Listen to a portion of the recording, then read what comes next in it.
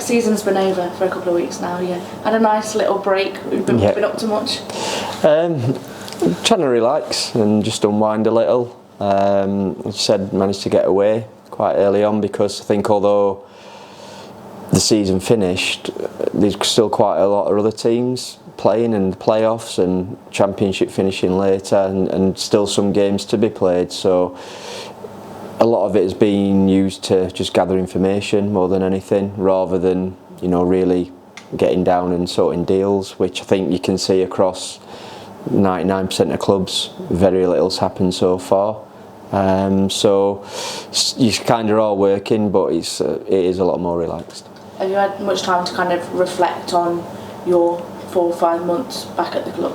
I think I did that very quickly, to be honest, and although you should always use that time and not just dismiss it, I think moving forward there is very much a thought of getting a squad that's you feel more aligned with, and that's not a criticism of the lads that were here, but just naturally what you would want to work with, and then start getting your sort of way you're playing, your expectation, your values, all those things in place with a group, like I said, that you feel is yours.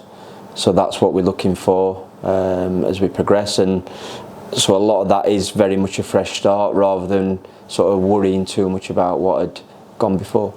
Yeah, you were here before, this is your second spell, so you kind of know the club and you know a lot of the people, but is it what you expected coming back? Has it been how you imagined it? Yeah, a lot of the things are probably exactly how I thought. Maybe 1 or 2 things are a little bit different, but in the main, the club is very much it's the same with a lot of the same people. As I've said before, it's been nice to get to know some new people as well.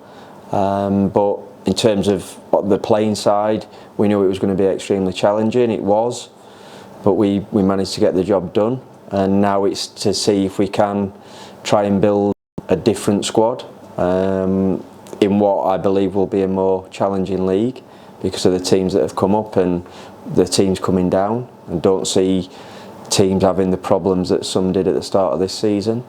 So we know how tough it's going to be. However, we look forward to that challenge, and let's see what we can do. Yeah, our first time to chat since the retain list came out quite early after the season had finished. Is it difficult when you're making those decisions? I think I said at the time, it's not an enjoyable part of the job, and I don't take any sort of pleasure from conversations that you have to have with players, because I genuinely understand it's their careers. Some of those people will have families, they certainly have commitments, and for some at least there might be a really uncertain times ahead. For others it might be almost role reversal, that they've got a lot of options and they might have a decision to make which we might not like. And we'll see again on that, and probably talk about a couple of players that's particularly relevant to.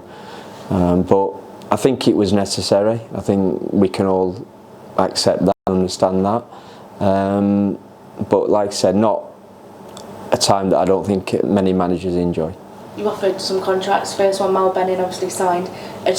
Just tell me a little bit about Mal and the decision to keep him on. I think almost a no-brainer in regards to how he performed for us. As I think I said, he became something of a fan's favourite and did a really good job for us. He only missed, I think, the Lincoln game, and on what was a tough night for us, I think Mal being missing certainly played some part in that, in terms of the balance that he gave us.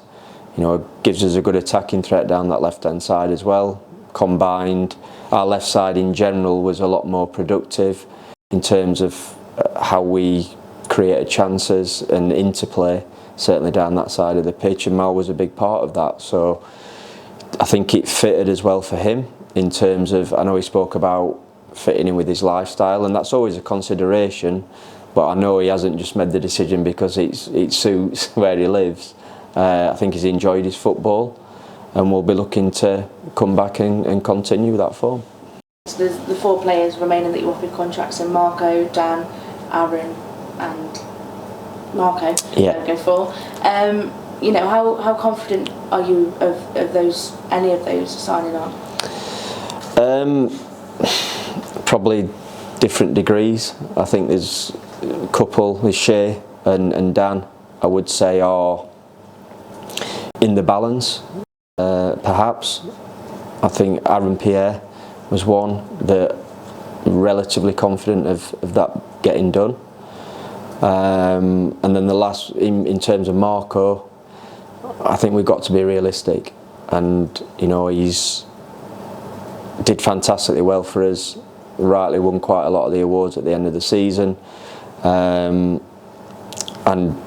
you know, I think the likelihood is that Marco will probably play his football elsewhere, and I've got no hard feelings or anything like that. It's been fantastic since I came in. I feel like I've got a good relationship with him on a personal level, but ultimately, you know, I think there'll be a different challenge ahead for him. Obviously with Dan, that's been probably the most public one with what he said, and we know that he was off the field at the start of last season. How much time frame can you give somebody to make a decision? Yeah, it's interesting you sort of say that, because that's something that I will be touching base with those players to have some kind of deadline. At the minute, I think, although it's been a few weeks, you know, players go on holiday, players have personal things going on, so right this moment in time, quite relaxed about it. But what we can't do is obviously wait around forever, because it will impact in terms of, you know, the financial side, the budget overall, and ultimately how many players do you need to bring in. So at some point there will be a deadline put to the players if we haven't heard from them, and that's not to come across you know, like dictator or anything like that. That's just natural that process will have to happen, but at this stage, quite relaxed. I think, as I've said, it is really early, not too many things going on, in all honesty. So we'll see again how the summer progresses, but yeah, at this moment, just let the lads have a bit of downtime, bit of thinking, and you know, I'm sure they'll be assessing their options, but at the same time I know what ourselves can offer for those lads in their careers. Yeah, you touched on Shane as captain as well, and has been a leader of this club. Do you see his future? Is it a similar situation with Dan, or is he leaning more either way? I think similar. I'm sure both lads will get other offers, and I don't think that's any surprise to anyone. What level that at, what exactly that looks like, whether it's, you know, the length of the contract, the financial aspect, location, all these things come into play in that, and that's like us trying to bring players in. Sometimes you might offer a player a better deal, but it doesn't fit for them, and sometimes the opposite. You might be, I don't know, if we were in for a player and he's got League 2 interest and League 1. Now, if, as we often hear, players, I want to play at the highest level, stick to that, they'll pick the League 1 side. I think what you find is that's not always sort of true what comes out of people's mouths, and that's not our two lads, but all those things they'll be thinking about, and then I guess they'll make the decision which is best for them. Looking at incomings and recruitment, how does that work for you? What's your process? I think even from coming in, you started looking at players sort of for January if you end up at a different club. Mickey's obviously here in terms of looking at players, working with Tom, and producing lists of players, and I've met them this morning again just to sort of go over a lot of what we probably knew anyway, but just touching base, seeing where some situations are at, and it's just staying in touch with, whether it's with the player, whether it's with agents, whether it's making contact with clubs. You know, there might be some loan deals to look at potentially, but as I said, it does seem really early. You'll get the odd player that wants to commit. So as an example, in terms of the loans, Premier League is still ongoing, as we're all aware, and then you've got the Euros this year, which will sort of go into their decisions of when they will allow players out on loan. So it all gets a bit complicated. It's, in some ways you think it's relatively easy. Can we take that player on loan? Yes or no? Yes. What's the finances? Great, we can afford that. Let's get it done. and I really wish it was that easy, but it's certainly not. So I think I said before, there's an element of patience attached to transfer windows. It's not ideal because we'd all like to have the squad in place now. You can start speaking to them, you know that they've done the programme of work that we want them to do. But yeah, unfortunately that very rarely happens. Like you said, this is your chance now to get in the players that you want to get in and put your style on. What kind of player are you looking for? We'll start off with physicality. We'll look at the mental side and the kind of person they are, but physically and football-wise, what kind of player are you? Same as a lot of people. We want people that play football and maximum effort, which again should be a non-negotiable, but we all will have our opinions on maybe what we've watched last season, other teams that we watch, and how some players come across. But I want my team, and therefore comes from the players, to play with energy, to play with passion, commitment, all the things that, in all honesty, if I was coming to watch Shrewsbury as a fan, that's kind of what I'd like. That's a big thing for me, and I think I've said it before, I think that relates to probably myself. Of when I played, I like to think 9 times out of 10, if not more, people, whether I was good or bad, knew that I was trying my best, and that's what I want on a pure basic level from the players that we're looking to bring in. You're then also looking for some quality though, because you can't just have people that run around and give their all but aren't very good. So these are different things, but the team overall has to have an element of physicality to it. It has to be, like I said, a team that can run, because that's how we want players making forward runs. We talk about that a lot, playing forwards, running forwards, and I want players to kind of have a hunger about them. Now that might not be every single signing, and by that what I mean is it might not be obvious, whereas some players, whether it's they're moving up a league or they've got a point to prove because they haven't quite fulfilled the potential that I think people think they've got, and ultimately because of where we are financially and the league we're in, we're going to have to look at some players that maybe a little bit differently and take educated gambles or try and turn someone around. So I think we have to be a little bit smarter in terms of what we're looking at or where we're recruiting from, to a degree.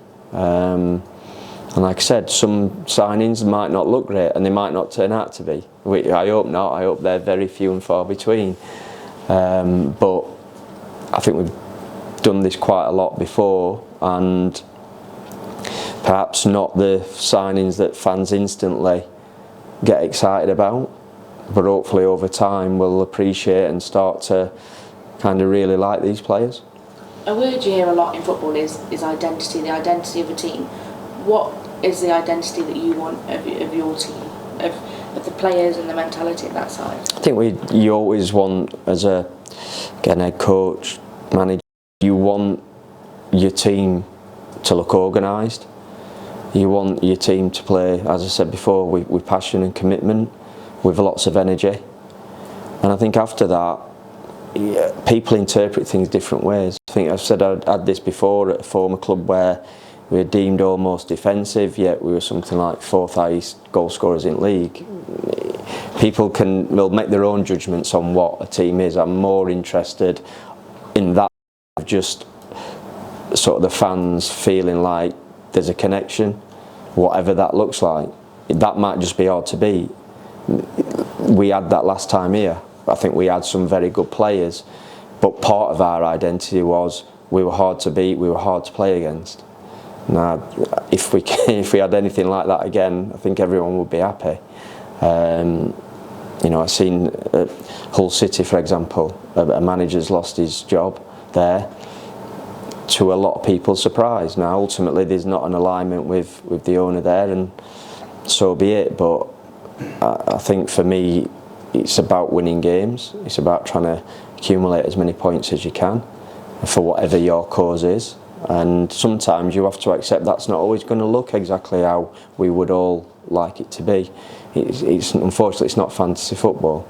It's real life. It's two teams going at each other, and often within a season you don't get too many performances that you're really happy about. It's probably somewhere in between. So for me, like I said, just a team that I can stand on the side or I can go to bed in the evenings and think they've at least given me everything, and after that we'll try and add some quality, like I said, and enjoy watching it, try and make sure that they coach well, they know the jobs and the roles. But I think we can get caught up in a day and age where we all throw terminology around and you almost feel like you've got to follow suit to be deemed as not stuck in the dark ages or being modern. Football doesn't change that much in my opinion. You spoke there about the challenges that will be in League One next season. We've seen the teams that have come down and the teams that have come up, and the challenges that will pose in terms of finances and those players that you want to recruit. And like you said, there'll be interest from other clubs. I guess it's how you challenge those other clubs in terms of where you may not be financially as strong, but what is it about your side that will attract players to come? I think there's hopefully, and I believe it is out there in terms of how myself and Chris work with players, and then I can then talk about other staff at the club, particularly at the training ground, in terms of how they will be asked to work, how they'll be looked after, and that comes from the club as a whole. We said that last time when I came. The most impressive thing for me was how kind of loan players were looked after, and I think that set a great example. We obviously had some real success with some of those players, and you know, we talk about the area, so I think it's a lovely place, genuinely. My family love it down here, so there's lots of things that can go into that, and ultimately, especially more on loan deals, I would suggest, is trying to get or show that you genuinely want them to be in your team to get game time, because that's otherwise there's no point or very little point for most players to go out on loan if they're not in a match day squad or they sat on a bench constantly. I'm not saying it's never happened, they still have to earn the right, but the intention is always to try and bring these players in to give them games. And sometimes that might be all the games, sometimes it might be half, but there's no sort of false promises from myself when speaking to clubs around what I believe we can offer. But a player has to perform still when they're here, otherwise, you know, I'm not in that. Don't think any person in my role has the luxury of saying, oh, it doesn't matter, we've said he'll play, but we're losing every week and he's not playing very well. For one, it's not very healthy for the player probably, and certainly not for you trying to keep hold of a job. But that's what I feel we can offer. A good environment. Again, I don't think I've had many players all over my career as a manager where players have not been unhappy or enjoy coming into work, and that's important because it is work, but it doesn't mean it can't be fun at certain times, and I think, or like to think, I've got a good balance of that. I know you won't give me an exact number on the budget, yeah. But how competitive is it, and can you be with what you've got? I think budget-wise it's really tough. There's no getting away with it. I think we're going to be looking up the table realistically. In terms of being competitive, we could have no money now to try and get 21 players, 22 players in for free. When that whistle goes and it's kick-off time, we want to be competitive. Is it hard? Is it more challenging than maybe a lot of clubs in the league? Absolutely. But that competitive side will never change. And I think I talked about culture, I think, in my interview after the last game. I think that's something that's got to change here. I think there was almost an acceptance of, we're going to be near at bottom at league, and that's all right then. Now, it might be factual, and at the end goal you still might turn around and say, yeah, we've done all right actually. But you can't set out with that mindset all the time, in my opinion. We've got to try and push and really stretch and get every ounce out of whatever squad we do put together, and as a football club do everything we can to do as well as what we can. It's too easy for me just to go, yeah, we're down there. Now, accepting on the other side is if people lose their jobs, and I've seen that, whether it's you talk about myself, whether I talk about other managers. That's why I'd like there to be some more clarity around everything. It's people with resources. Sometimes people get promoted and they've obviously done a decent job, but the guy who maybe finished 5th might have done a much better job with far less, but doesn't get the same accolades. And I think that's what I would change in football a little bit,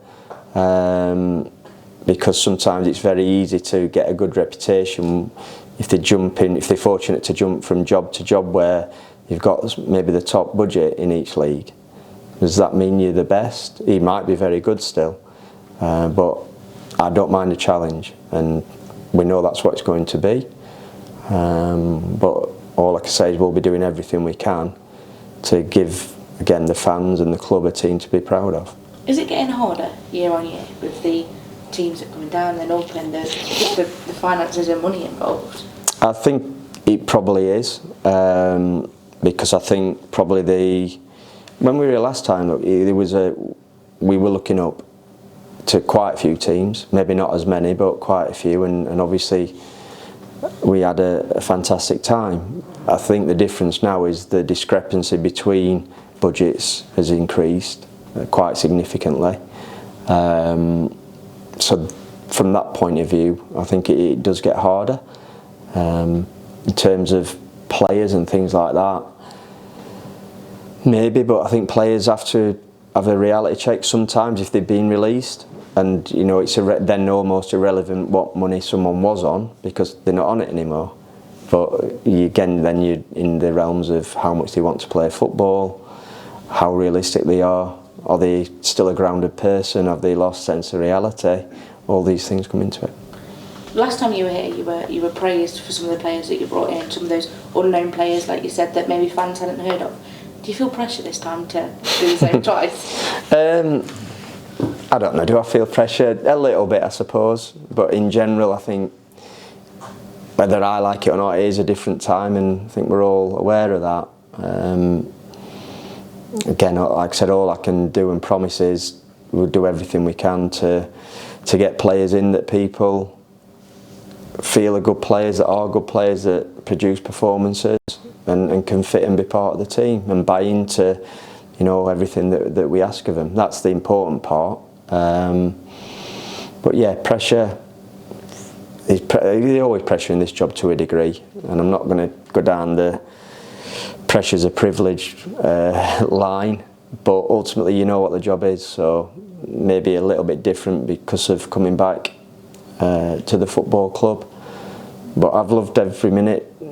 Well, that's a lie. I've loved most minutes since I've come back to the club, and hopefully got some more good times ahead. What do you say to fans that may be concerned with last season's league finish, the position, and obviously the well documented finances? What do you say to fans that would be concerned seeing those two things?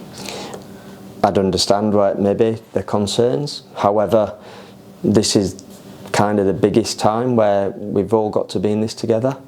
We've all got to pull together. That's the point of a football club, and when people talk about it being their club, I've never we all, I think, see enough and either been through or see other clubs go through good times, bad times.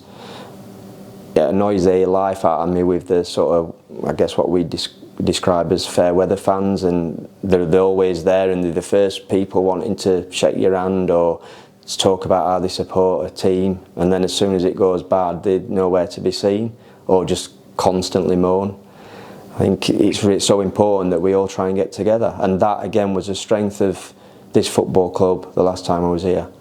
The togetherness that it felt, and that's always easier when you're winning games, accepted, but even in that first season there was a real togetherness, and they did feel a big connection between sort of the supporters, the players, everyone around the football club. So that's what we'd be trying to bring back. Like I said, they've been brilliant since I have arrived back, but I think we want to try and build that further. And I think also, went on record before, the fans here I do think are quite understanding.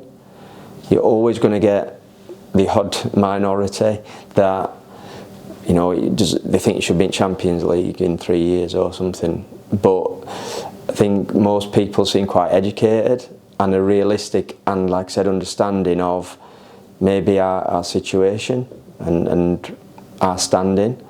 But as I said, probably a word I didn't use, that you're always trying to do is overachieve. I think as long as you are striving for that, then that's a positive. It's not always going to happen. Not every team can start a season and overachieve it. That's impossible. The league doesn't work like that. But that will certainly be his aim. Well, tell me what a Paul Hurst pre-season is like. Is it going to be gruelling? We seem to have got this reputation, yeah. I think Chris probably have quite a bit to do with that as well, and Skitty as well.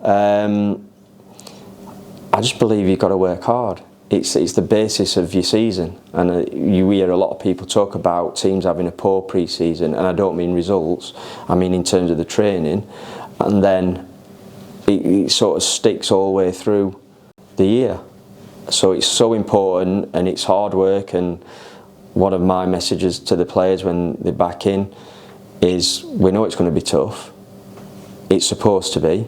You know, when you play a game against the opposition, it's supposed to be hard. It's very rare that you have an easy afternoon or an easy evening. But the benefits you'll get from it, from sticking it out and not crying off with kind of, oh, I might give this, I'm a bit tired today, I might just say my thighs a bit tight or whatever. The benefits you'll get from it will far outweigh that little bit of pain that you feel for 5 minutes or so. So yeah, we'll work players, we'll push players, but it's also a big thing is trying to get that environment. Because like I said, it will be a new squad, so trying to get them to bond as quickly as possible, get that team spirit involved, and getting to know each other as coaches, as players, very quickly for what it does become a long hard season. We're all getting a little break at the minute and feels great, but we know once we're into the swing of it, it's pretty relentless. So you can also try and use the time. It's a little bit more relaxed in some ways, but from our side, in terms of the players coming in, I think there's no excuse to work hard. That's a choice, you know. So we'll be asking the players to make the right choices. What's your plans when you're back in for pre-season? The end of June, just before the end of June. So they'll come in for a couple of days testing, and then they'll have a weekend to themselves, and then the hard work will truly start. So I think we've got probably 6 weeks training before the first game. So yeah, looking forward to it. Any plans in terms of going anywhere or doing anything like that? No, I think that would have been nice, but ultimately, again, I think we are where we are, and we'll make the most of the training facility that we've obviously got.